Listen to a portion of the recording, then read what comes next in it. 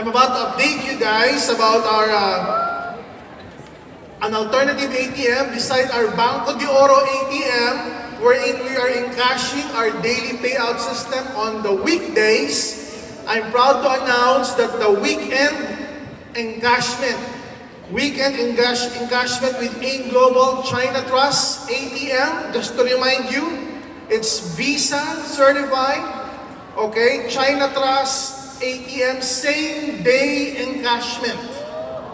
So pag nag-encash ka ng Friday afternoon, nasa yun na yung income mo.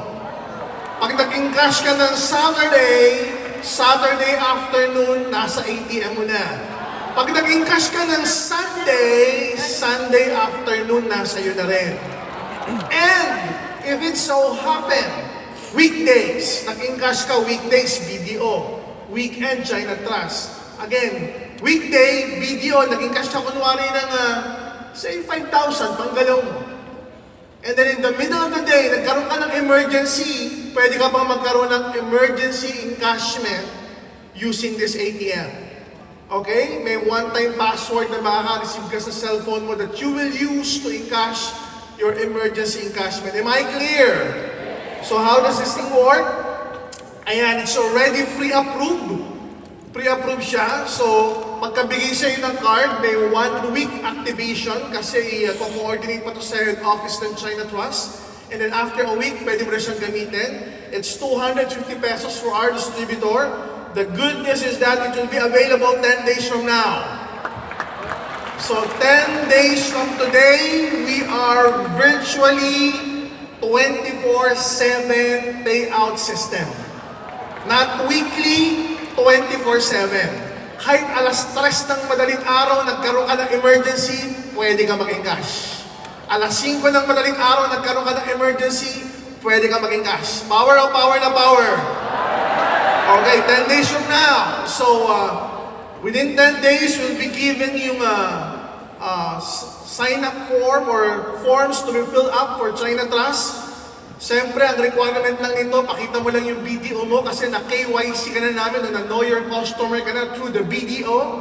So pag may BDO ka na, madali lang yung requirement para sa China Trust. All you need is to fill it up kasi nga pre-approved na yun. Am I clear? Okay, what else? Just to update you with AIM Travel GC. Are you excited to travel for free?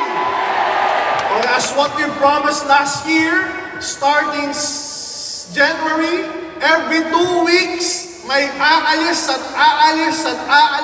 magpa-fly para mag-travel for free. Excited ka na ba for your group? Starting January 18, ayan na, first batch Palawan. Like what we promised, 50 to 100 every 2 weeks may aalis. First batch is January 18 to 20, Palawan. Second batch is March 17 to 19, Palawan. Batch 2, bakit tumalon? Kasi merong in-between. In-between is Hong Kong! Hong Kong na, nag-Disneyland pa, nag-Ocean Park pa, nag-negosyo pa. Because we have an office in Hong Kong, you can also do the business there para pagbalik mo sa Pilipinas, may gumagalaw kang downline sa Hong Kong. Okay po ba yun? January 22 to 25, batch 2, maybe batch 1. The batch 2 nga eh. Ayan. And then, January 22 to 25. What else? Boracay, as what we promised, February 18 to 20. And February 27 to March 1. So may Palawan, may Boracay, may Hong Kong. Everybody ask me, what's next, Doc? What's next, Doc? Do you want more? Yes! Guys, ang ating Jeju Island, South Korea, Bejey, China, Maldives, naka-schedule na. So yung mga sawang-sawa na sa Palawan, Boracay, Hong Kong, mag-click claim ka na dyan. Para sa South Korea, Jeju Islands, Bejey, China, and Maldives, uli. Di ba nag-enjoy ba kayo sa Maldives? Okay, guys, naka-schedule na, so at least you can click already para naman makasama ka. Again, as what we promised, every 2 weeks, may aalas, we're gonna make this thing viral. Okay? How do we make this viral? By the way, we're adding more trips. Do you want more? Yes! Do you want more? Yes! course, yung pinakaabangan na Japan trip! Diba yung mga gustong-gusto ng movie na Kita-Kita? Saan nga yun? Basta dun nga yun. And of course, Dubai trip! Do you want to travel to Japan and Dubai for free? Guys, I'm excited to announce, alam niyo na ba ang requirements? O, umattend ka sa February 10, i-announce namin yung requirements doon. So again, this coming February 10 on our profit sharing executive nights, i-announce na ilang travel GC ba yan. Para habang nakapila ka na sa South Korea, nakapila ka sa Beijing, China, nakapila ka sa Maldives, nakapila ka rin sa Japan, tsaka sa Dubai trip. So do you want to travel the world? Ayan, isama mo na yan sa lahat ng mga bucket list mo on this year para ma-avail mo yung free trips with AIM Travel. So we created a frame profile sa Facebook that once you qualified, you can grab this on our Facebook account. Pwede mo ilagay yung picture mo if you have qualified, o kung dalawa yung nag-qualify, you and your family, or your husband, or your wife, or your brother, or your sister, or your girlfriend, or your boyfriend, and then you and your leaders, okay, may it be Palawan trip, Maldives, or Jeju, whatever it is, wherever it is, you can use that. At least pag nag-change ka ng profile, lahat ng followers, friends mo, makikita nila yun. Ano yung AIM Free Travel Palawan trip? It will create curiosity, it will create buzz, magko-comment yan, tapos siyempre pag sinagot mo, it will create viral. Okay? So, maganda ba yan? Yes! You will also create a physical frame. Yung talagang frame na hahawakan mo sa office, sa mga branches, tapos magpapaselfie ka o papakuha ka ng picture, ibang klase naman yun na pwede mo rin gamitin. So guys, can you imagine in the future? Everybody say future. In the nearest future, within this year, it may be you, your family, or your leaders who would qualify for this free incentive trips. Okay? Pwede ba yun? Yes! Kasi you might be saying, Doc, pabalik-balik na ako ng Palawan, ng Boracay, ng Hong Kong. Maybe it's not for you anymore. Maybe it's for your downlines to inspire them. For them to feel another level of success. Level up. Okay, the next phase of success, sila naman ang maka-experience yung na-experience mo. Okay ba yun? Yes! Okay, so my topic for tonight, stages of commitment. Everybody say commitment. Commitment is a powerful word. It's a powerful word when you commit to something, to someone, or to a place, or to an experience, or to whatever, to an object. When you commit to something, there's a deeper reason to execute what you have promised. The vow that you have promised, it's a solemn promise. Okay, whatever it is, if you commit to someone or to something, okay, that is very, very important. So how do we have commitment? Because that is important for success. If I would ask who would want to have success this year, chances are all of you would say, "I." But the level of commitment differs from one person to another.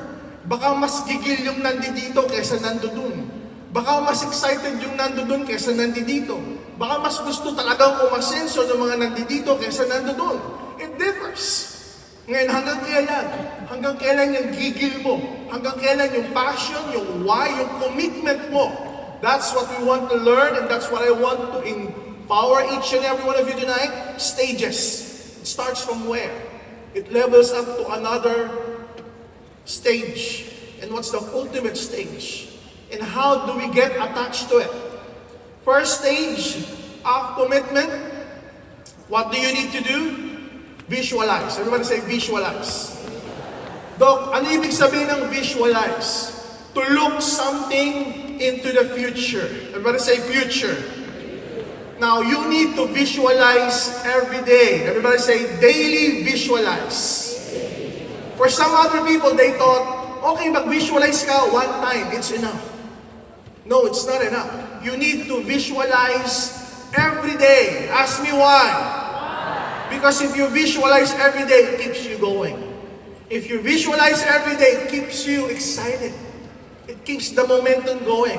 Iba yung nag-imbita ka, after 5 years mong sumali, nang hindi ka na nag-visualize, iba yung nag-imbita ka, nang after 5 years mo sumali, nang everyday nag-visualize ka.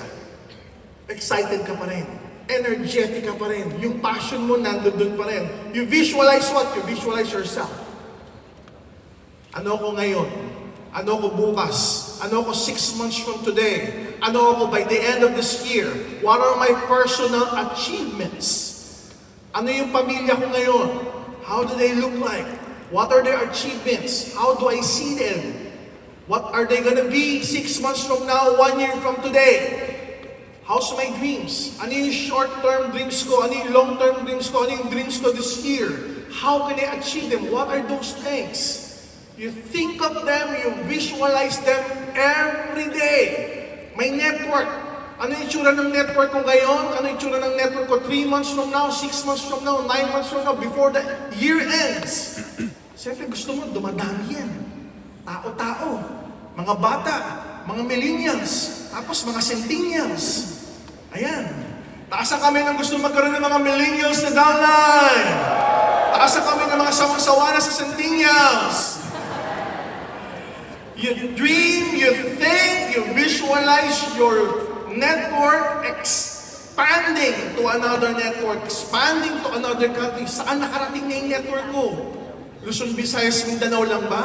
Umabot na ba ng Asia Pacific, like Solomon Islands, like Fiji, like Papua New Guinea? Umabot na ba sa Africa, like Zambia, Congo, Malawi, Zimbabwe, Mozambique? Those are the countries that we will be opening within the next few months. Umabot na ba sa iba't ibang mga bansa? Umabot na ba sa Europe? Umabot na ba sa Spain, Italy, or France? Travel. How do you see yourself traveling? Asia ba? Middle East ba? Okay, Japan ba yan? Singapore? Korea? You need to see it day to day. You need to visualize it, the feeling. Ano ba pakiramdam kapag nasa Japan? Ano ba pakiramdam kapag na-experience mo yung cherry blossoms? Ano ba yung pakiramdam kapag ikaw nasa Dubai na? Ano ba yung pakiramdam pagka nasa Hong Kong Disneyland ka na? You feel it. You visualize it as if you're going there tomorrow. You visualize it as if you have already achieved it. Company. How are you performing in the company? Silver ka ba ngayon? Gold? Global Ambassador? Millionaires Club? Okay? How are we ranking you as a distributor? Ikaw ba yung Rookie of the Year? Ikaw ba yung papanig sa stage para mag-share ng story mo? You visualize it. This year, dapat Gold Executive na ako. This year, before the year ends, at least dapat Millionaires Club na ako ma-awardan sa mid-year rally by November. Naka-plot na. You think of it every day. You visualize it every day, and you remember the feelings and emotions attached to it. That is very, very important. Kapag ikaw nakapaglabas ka ng kotse, ano pakiramdam, guys? Masarap ba? Kapag yung downlines mo, naglabas na sa sasakyan, ano pakiramdam mo? Masarap. You visualize it. Hindi lang ikaw yung successful, pati buong grupo mo, core group mo. Pag nakapag-expand sa ibang bansa, anong feeling nun? You remember that feeling and emotion, you cherish that every day. You think of it every day. Okay? So first stage is you visualize. You commit to daily visualization. Some leaders will just visualize once. I highly suggest you visualize every day. Next stage of commitment, as visualization entails the future. Next stage is internalize. Doc, what is internalize? If visualization is for the future, internalize is from within. It empowers you to think of your vision. Why do you want to achieve that vision? Why do you want to have a car? Why do you want to travel? Why do you want to bring your family in Hong Kong or in Japan or in Dubai? Why do you want to earn so much? You internalize. What's your reason behind it? What's your why? This is a self-process. You're processing yourself. What are the importance of these dreams for you and your entire family? You need to answer this from within. And each and every one of us has different reasons why do we want to be successful. Is it for personal gratification? Is it for fulfillment? Is it a fantasy of yours? Yung ba talaga yung gusto mo mangyari sa buhay mo, maging successful? Is it only for you? Is it for your kids? Is it for your spouse? Is it for your boyfriend or for your girlfriend? This why will create passion. Everybody say passion. It will create passion for you to go out every day. For you to fulfill your vision every day. Kasi pag pangarap ka ng pangarap, visualize ka ng visualize, pero hindi mo naman na-realize kung bakit. Hindi mo naman, gusto kong kumita ng malaki, bakit? Wala lang. Para sikat. Gusto kong magkakotse, bakit? Para gwapo. Gusto kong madala yung girlfriend ko sa Hawaii, wala lang. Gusto ko yung ma-achieve. If your reason is masyadong mababaw, mababaw din yung pag-achieve mo ng success. But if your reason is very deep, deep enough that it becomes deeply rooted and so huge, deeply grounded, mahirap kang matibag. And it will create the passion inside you. How badly do you want it? How bad do you want this success? How bad do you want this car? How bad do you want this travel for you and for your loved ones? You think of it on a daily basis. After you visualize daily, you internalize daily. Bakit ko ba gusto talaga to? Maybe it's my purpose in this world. Maybe it's my purpose to bring happiness to my family, to my relatives, to my group, to my organization. Daily visualization, daily internalization. Next, third stage of commitment. Practice. Everybody say practice. You have learned so much about inviting. You have learned so much about prospecting. You have learned so much about presenting, closing, training, and duplication. The difference between our top earners and those people who just joined a year, 2 years ago is that they have practiced it so much than these guys. Mas marami silang beses nag-imbita kaysa sa'yo. Mas maraming beses sila nag-present kaysa sa'yo. Mas maraming beses sila na-reject kaysa sa'yo. So what does it mean? Gawin mo lang yung ginawa nila. Padamihan lang ng invitation, padamihan lang ng prospecting, ng presentation, ng closing. Pasasaan at pasasaan at pasasaan ba yung narating nila sa ayaw at sa gusto mong mararating mo rin. Practice every day. If you visualize every day, you internalize every day, you practice every day. You go in front of the mirror. May salamin ka ba sa CR? May salamin ka ba sa kwarto? Mag-practice ka dun. Kunwari nandiyan yung imbitahan mo. Pag hindi ka nag-internalize at nag-visualize, ganito ka mag-practice sa harap ng mirror. Pare, may negosyo ko. Pagtulungan natin, sama ka sa akin. Pag nagustuhan mo, pagtulungan natin. Pag ayaw mo, edi wag mo. Ganun yung pagpapractice kapag hindi ka nag-internalize. Eh what if pagkagising mo, nag-visualize ka? 6 months from now, may kotse ako. 6 months from now, millionaires club ako. Nag-internalize ka, bakit? Buong pamilya ko, buong angkan ko, walang nagkasasakyan. Ako yung unang-una magkakaroon ng sasakyan sa buong angkan namin. So pagharap ko ng salamin, paano ko mag-iimbita? Pare, may negosyo ko. Kailangan sumama ka sa akin. Mababago buhay mo. Pagtulungan natin. Kung ayaw mo, tignan mo uli. Pag hindi mo nagustuhan, tignan mo uli. Ganun ka mag-practice sa salamin. Para pagharap mo na yung prospect mo, iimbitahan mo na, bibit-bitin mo na sa office, you're excited.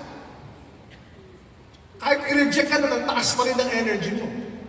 Because that day, when you woke up, you visualize, you internalize, you practice in front of a mirror, how to invite, how to bring them to the office, how to handle the objections, and everything. So you practice these things every day, and practice makes perfect. Darating at darating yung time, sanay ka na. Kahit bagong gising ka, hindi ka pa nagkakape, energetic ka na. Why? Because you see your future already. You've seen your future already through visualization. And you know the reason why, because you've internalized it. And since you practice it every day, perfect ka na mag-invite. Fourth stage of commitment. Achieve. Everybody say achieve. Now, achieve is subjective. It is a matter of time. Some may achieve success and commitment early on. Some may take it some years. Some may take it a decade to be successful. Ask me why? It's because of their commitment. Pag mababaw ang commitment mo, matagal darating ang success. Pero pag malalim ang commitment mo, and you commit to daily visualization, internalization, and practice, yung pag-achieve mo ng success, mas mabilis. So it's up to you to decide. All of us want success. Am I right? But all of us want visualize every day. All of us want internalize every day. All of us want practice every day. So all of us want achieve success every day. But only those who will practice it every day, internalize and visualize it every day, doon mas mabilis ang pagpasok ng success. Do you follow? Last but not certainly the least, fifth stage of commitment. Commit to life and success. When you finally achieve success, you see success as a broader entity. Hindi lang pala pera ang success. Hindi lang pala fame ang success. Hindi lang pala pera ang success. It's also a responsibility to others. Pag umasenso ka, ibig sabihin marami ng tao sa ilalim mo. Tama o tama? Then the more reason to help them. The more reason to empower them. So you commit to life and you commit to success. Your commitment is to create more success stories in your organization. Now, are you ready to be successful this year? Yes. Are you ready to be successful this year? Yes. There'll be a lot of success stories